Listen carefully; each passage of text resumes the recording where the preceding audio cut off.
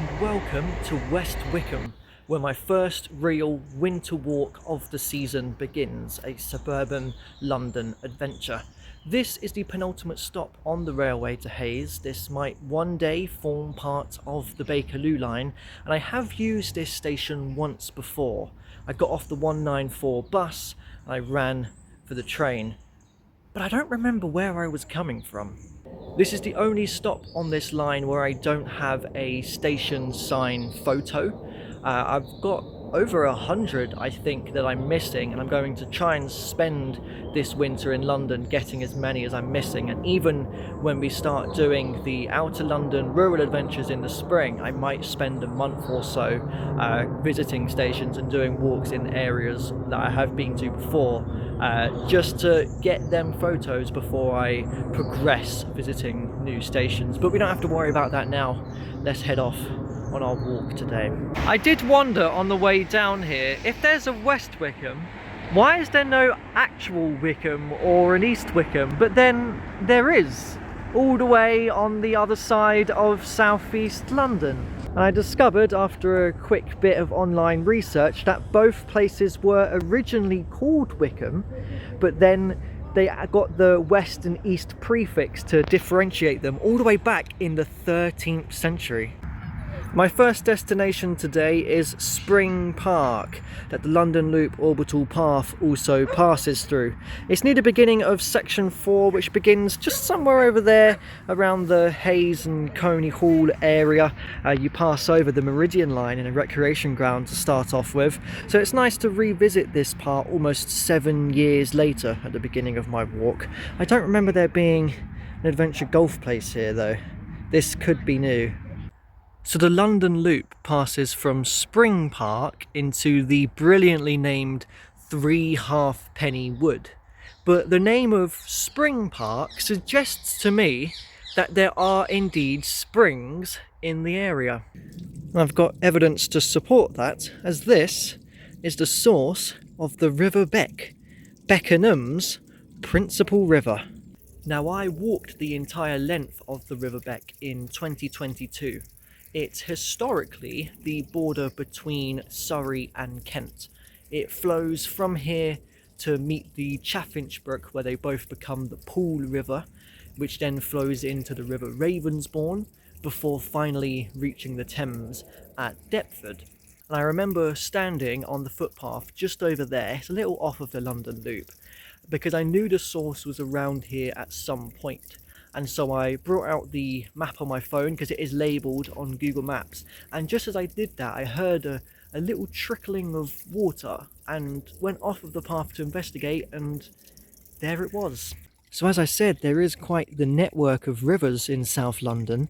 I love how they all connect, and there's just something brilliant about coming to the end of one of the branches of them. Yes, it's just a pipe jutting out of some concrete in the middle of the woods, but I'd say this is quite a magical spot, the source of the River Beck. I never realised just how close the source of the Beck was to the curiously named Shrublands estate, which feels like it's right on the very edge of the London suburbs and was built post-World War II on part of a former golf course. It's only served by one bus route, the 198, which terminates here. I remember getting off the bus here when I rode the 198 close to 8 years ago. It's odd to be back. Just south of Shrublands you have Shirley Heath, where I rejoined the London Loop. At this point it's going to continue into Kenilworth, but I'm actually going to come off it to have a little bit of a wander around Shirley itself. You do eventually come across another bus route. Yes, I know that it's the 198, but the 194 stops here, which comes somewhere out down there by the left, comes up to this roundabout, does a loop, and then heads straight back directly along this road. So although the bus comes along this road in either direction, you do have to be on the correct side of the road to pick up the bus, as they don't both stop at the same bus stop like you might expect them to. You can see only the Croydon bound one stops at this one, for example. Now I know that on the other side of Fox's Wood here lies a long road that the London Loop takes. So because I've never been through here before, I'm just going to head in for the sake of it, loop back around, and then come back out into the suburbs the same way that I came in.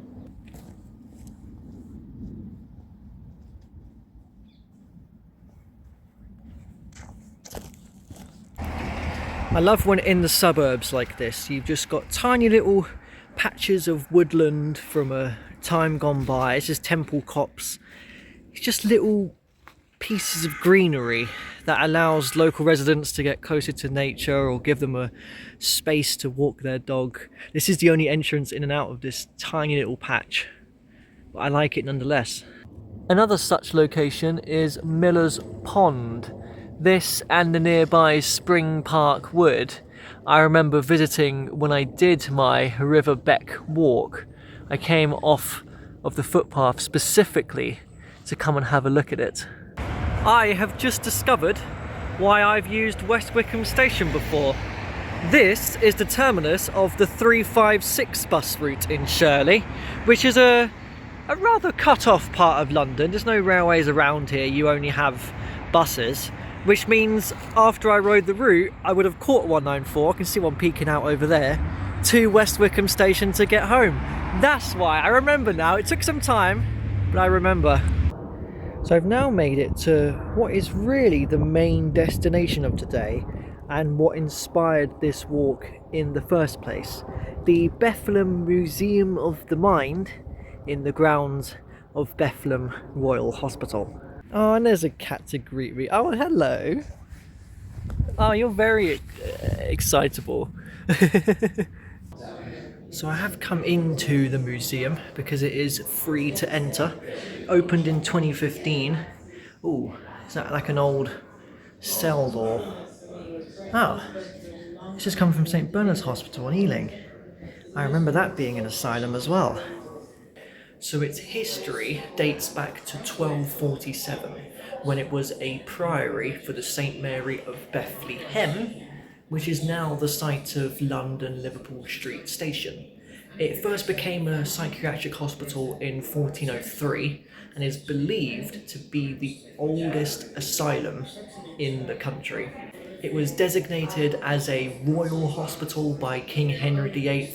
It has moved around a lot over the years. The current site opened in 1930, and was probably the most infamous fact about it is that the word Bedlam can be derived from Bethlehem. The origin of the word Bedlam can be traced back to here. Whoa, this is an awesome room. Why is there pine cones over here though? Is there something I'm missing? Now I was curious about this site because I knew that behind the hospital grounds there was a large green area, but I just never knew whether it was public or private or not. Google Maps doesn't have any paths across the grounds, for example, until I discovered that there's a park run that happens here, which must mean that it's open to the public. So I'm going to take a bit of a loop around the area. You can leave to the north to Eden Park Station. That's probably your best bet if you want to come and visit the museum. But this is probably the largest green space in London that I've not been to. So I'm quite excited to do this.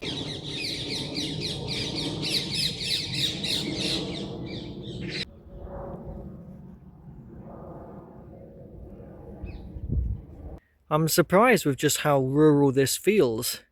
I guess that's why it was the perfect location to move the hospital out here, because there was just nothing here, and the suburbs didn't get built up around it in the 30s like it did pretty much everywhere else.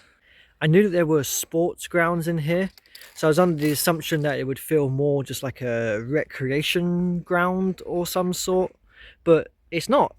It's got a proper woodland. It's fantastic.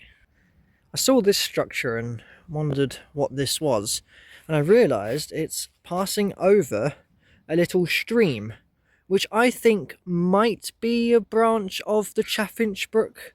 As I said earlier, this flows and meets the River Beck at the same exact point, where they then both become the Pool River. Directly south of here is Miller's Pond, which is in the area of Spring Park and all that. Obviously we saw the source of the Beck, so presumably the source of the Chaffinch Brook is somewhere down there as well, where there is a whole bunch of springs which probably spawn the pond and all sorts. Well, Beckenham Royal Hospital and the Museum of the Mind feels like a real hidden gem of London. That was very nice to visit and wander around the grounds of. I feel like there's supposed to be an exit down here, but the last stretch of road has just kind of become a bit of a wasteland. I'm hoping I can still get out by walking around. Is this the moment of truth? I know there's a gate, I've seen it on Street View. Okay, perfect, I can get out.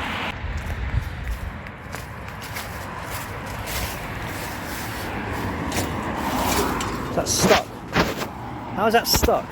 So after all of that, the gate I saw on Street View was locked. And they've put anti-climb paint on it. What's the point of having the entrance then? At least there's a McDonald's right here, so I could use the toilet to wash it off. Cheers for that one, McDonald's. All clean now. So on with the walk. I thought I'd just come up and quickly have a look at Parkfield's recreation ground, just to tick off another green space on the list. We've also got Shirley Church recreation ground nearby, where yes, there is indeed a church over there. I can just about see a London Loop sign over there, which means we're finally rejoining it. All that it's done really since we last left it is just go along a road.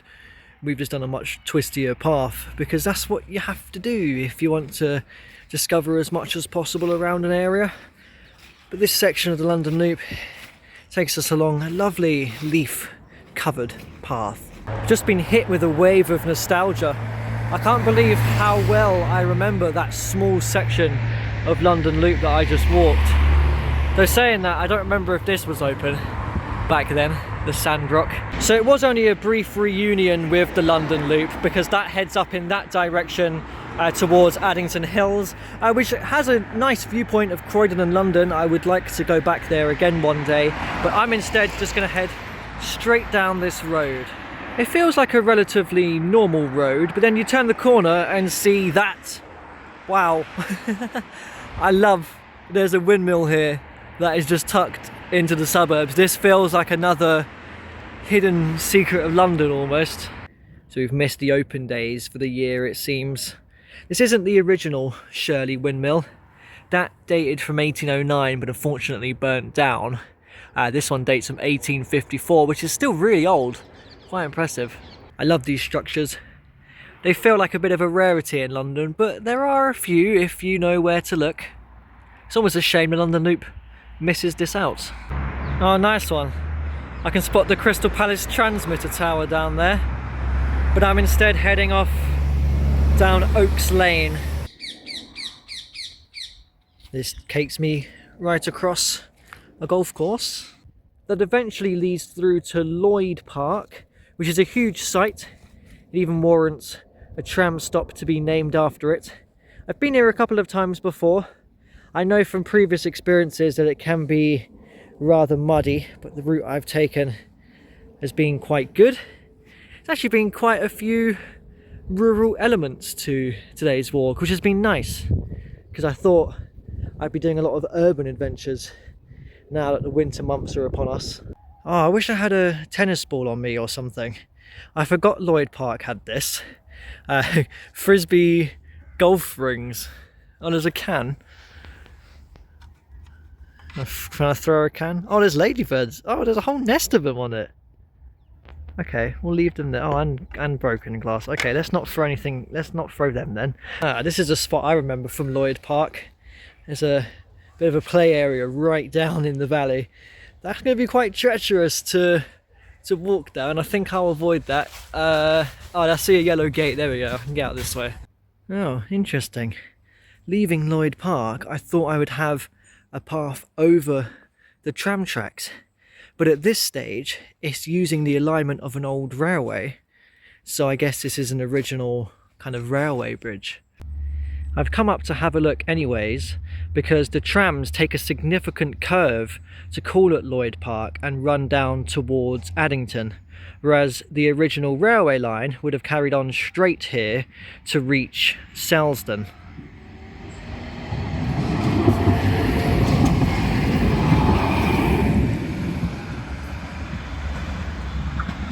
Which means all the way down there you might be able to just see an original railway tunnel. It's probably one of the most exciting sections of the trams for me, this.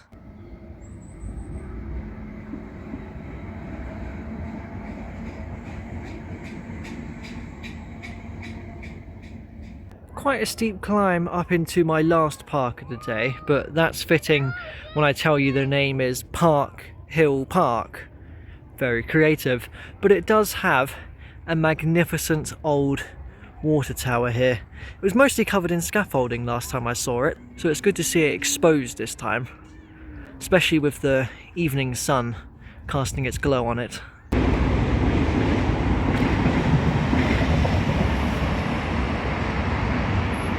So I've made it into Croydon town centre, which is pretty much the end of the walk. There's been a lot of regeneration around here in recent years. Obviously them tower blocks are brand new.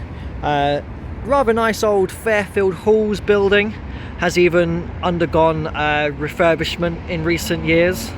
You've also got the old Nestle Tower here, their former headquarters, which you can see is currently being gutted out. I hope whatever they do with it, they at least keep the logo at the top.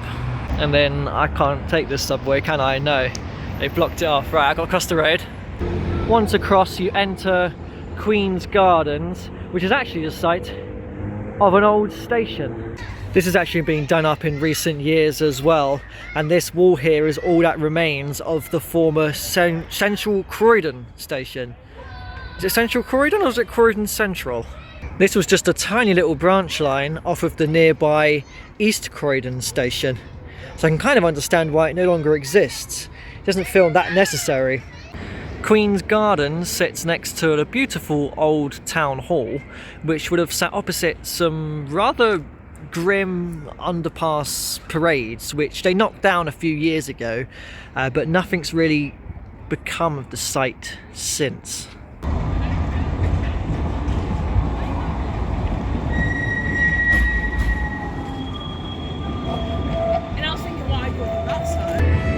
Oh, they've opened up the old Alders store.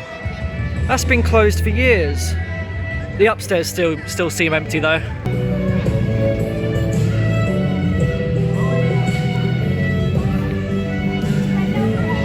Despite everything though, Croydon's Whitgift shopping centre has always felt very run down. There's just nothing that's really open in here. I've got to be quite discreet with my filming. If it's security, they will stop me. It makes it quite exciting though for me, because it feels like you're wandering around an abandoned shopping centre. There were plans to turn this and neighbouring Central into a huge new Westfield shopping centre, but that just never happened. I'd encourage you to visit just for the sake of there being no other shopping centre in London like it. That used to be a McDonald's. I've come into Central shopping centre next door, which is much newer, but I always remember this space down here just being a huge empty nothing where you can kind of just chill out. It always felt a bit odd because there's obviously space there for more shops, but it just never was. I think it was used as a COVID vaccination centre, and then ever since you've just not even been able to access that part of the shopping centre. Look, I'm blocked off. But at least you get a good view from up here, including the two iconic chimneys at Croydon's IKEA. Despite its bad rep, I've always quite liked Croydon. I'm using West Croydon station to go home, where a brilliant fact about it is that there is no platform 2. There used to be. I'm standing on it. It's where the trains used to run to Wimbledon, but of course the trams took that route over. Another fact is that this is actually the site of an old canal basin. This was the end of the Croydon Canal that the railway bought the land and decided to run trains over it once the canal closed. That's similar to how the Mildmay overground route through Earls Court and West Brompton is also the alignment of an old canal, the Kensington Canal. Anyways, now that I've got the facts over with, thank you for joining me on today's walk. That was a great start to the winter adventures. Subscribe because there will be a plethora of other London walks coming over the next few months. There's literally about 1,000 people walking by right now.